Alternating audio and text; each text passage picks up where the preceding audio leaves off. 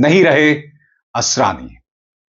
84 साल की उम्र में वो हमें छोड़कर चले गए। और आपके जहन में सवाल होगा, जब एक इंसान की उम्र 84 साल की हो गई होती है तो वो सब कुछ हासिल कर चुका होता है, लिहाजा उसे विदाई देनी चाहिए मुस्कान के साथ। मगर आप जानते हैं, असरानी की मौत एक सामान्य मौत नहीं है, क्योंकि मरते मरते उनकी 2 फिल्में फ्लोर पर थी। जी हां, हैवान और भूत बंगला, 2 फिल्मों में वो दिखाई देंगे। क्योंकि आईएमडीबी के मुताबिक इन दोनों फिल्मों की शूटिंग खत्म हो चुकी है, लिहाजा अभी भी हम असरानी को सिल्वर स्क्रीन पर देखेंगे। मैं आपको एक बात बता दूं, इस वक्त फिल्म इंडस्ट्री में जितने भी 80 साल से ऊपर है ना, एक सिवाय अमिताभ बच्चन को छोड़कर कोई काम नहीं कर रहा है। और उसी तरह से असरानी। आप जानते हैं, कुछ ही दिनों पहले मैं दिल्ली के कमानी ऑडिटोरियम में एक प्ले देखने गया था, एक नाटक देखने गया था। उस नाटक में भी असरानी दिखाई दिए थे।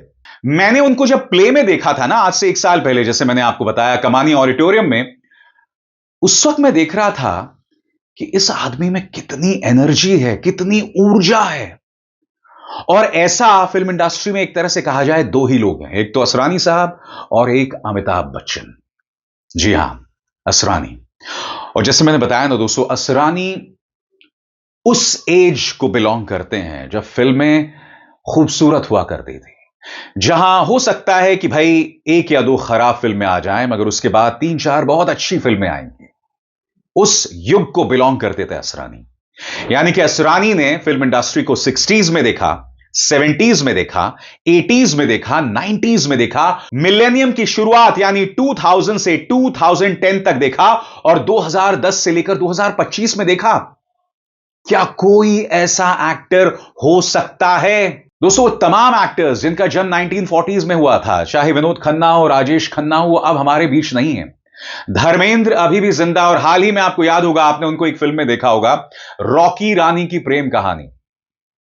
वहां पर आपने धर्मेंद्र साहब को देखा था, मगर धर्मेंद्र साहब, उनकी सेहत कोई बहुत अच्छी नहीं है, वो बहुत हेल्दी नहीं है।